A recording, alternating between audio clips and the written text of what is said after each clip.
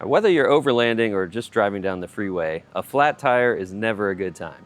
We're going to test today the standard scissor jack that comes with this 2024 Jeep Wrangler Rubicon JL, and then we're going to try this Lushy spiral jack that we got off of Amazon. It's about $70. It's a 2-ton lift jack. It says about 4,400 pounds, and we're going to compare the two to see which one would be better if we were on the side of a trail and needed to do a quick tire change. So come along, let's see how we do it.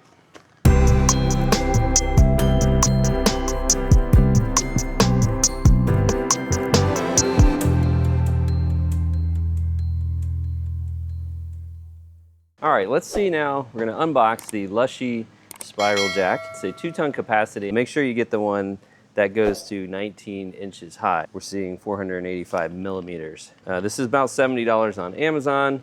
It says it can lift 4,400 pounds. Let's unbox this guy. So it does come with, it's a bag.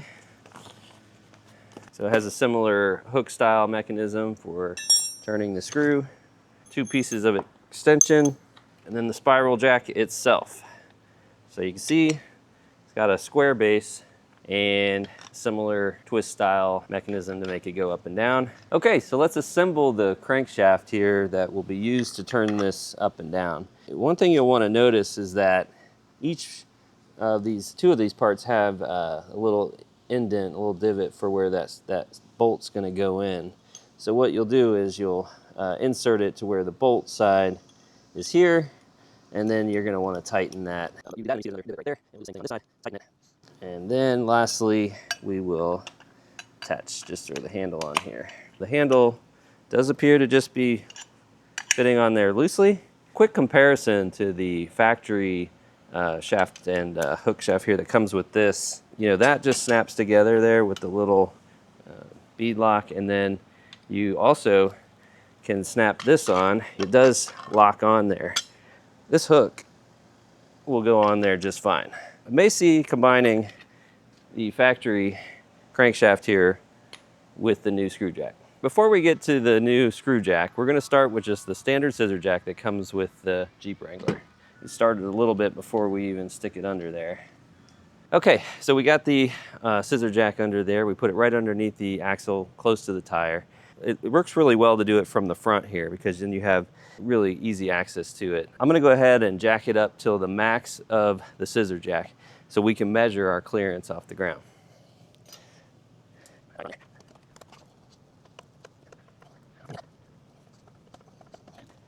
Get pretty dang close. That's it. So we've maxed out the scissor jack, and with these 33s, we are spinning, but as you can see, we are only about 2 inches off the ground. So our plan with the traction boards was to maybe use that to get some height. And as you can see, we would get another couple inches on this thing.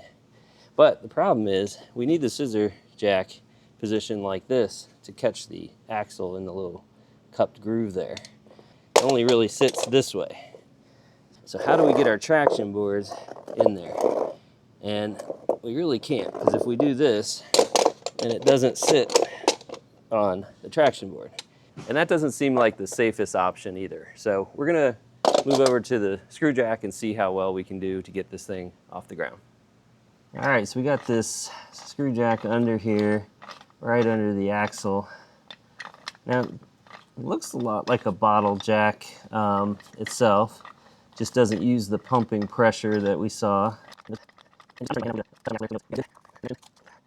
Now, one of the reasons I went with the screw jack as opposed to the bottle jack, and you can see a great video that Brian did using his jack stand that has a built-in bottle jack and a stand. I went with this one because I like that you don't have to get under here and do all the pumping. This allows you to just twist it. So I twisted it by hand. Now I can get out from under here and not be under the vehicle. We're gonna do it one time with just straight on the ground here, and then we'll come back under and do it with the traction board, assuming we can get it to fit underneath here. All right, so I'm connecting, this is the included crankshaft here, and you can see the handle, which does not secure on, likes to just fall off, but I think we'll be okay. All right, so we're twisting now, and I can tell you right out of the gate, we are getting a lot of resistance to lift this vehicle. but I see we're already off the ground a few inches, and I don't even think we're close to the maximum yet. All right, as we get closer to the fully extended, we're definitely getting a heck of a workout cranking this guy. But at least we're out safely from underneath it.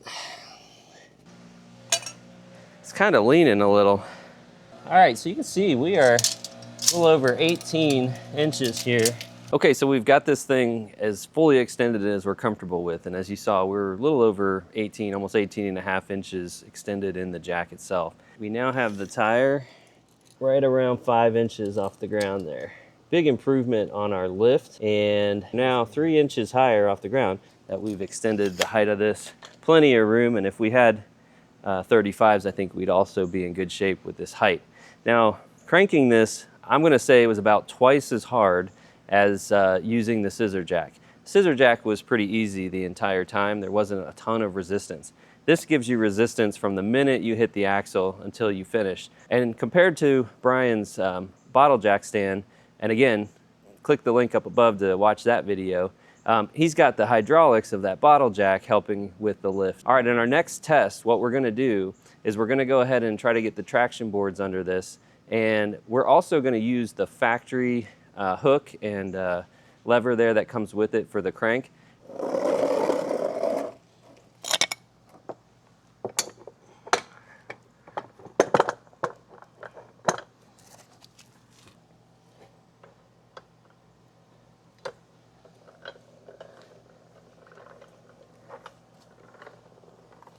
This thing actually makes it easier already. On there. Yeah, we're right on there. All right, so we're back to about our 18-inch extension on the jack. Let's go see how much we've got height on the tire. I can tell you, it's a lot. With the traction board and the fully extended jack, we are now at about 6.5, almost 7, not quite 7 inches.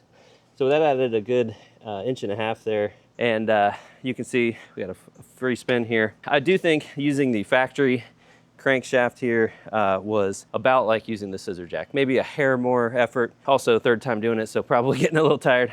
But I like that it's longer, it's a thicker material, and the handle, it's bigger. So you can really get a lot of good grip on it. It's gonna be very easy to change either this or a 35.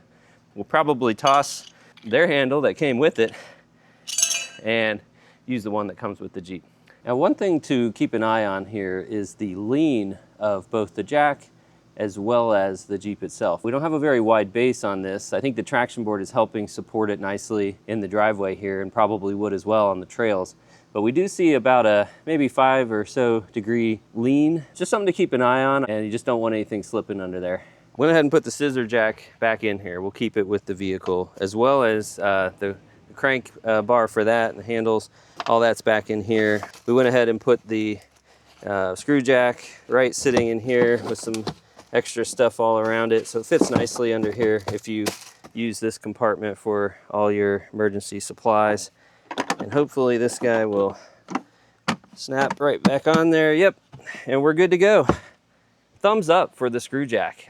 You know, one use, and we'll see how it does when we're on the trails. Hopefully we never need it, but here in the driveway, an extra 5 inches of lift at the end with the traction boards really went a long way, and I think it's going to be a better experience for changing the tires. Keep your factory crankshaft. Get this thing, $70 on Amazon. We'll put a link in the description. So we've shown you a couple different jacks on the channel. We used the factory scissor jack from the Jeep here. We did this spiral screw jack, and Brian's video had the power-built Unijack. We showed you how we like all those and gave you our comparison. What jack are you using for off-roading and even as a daily driver?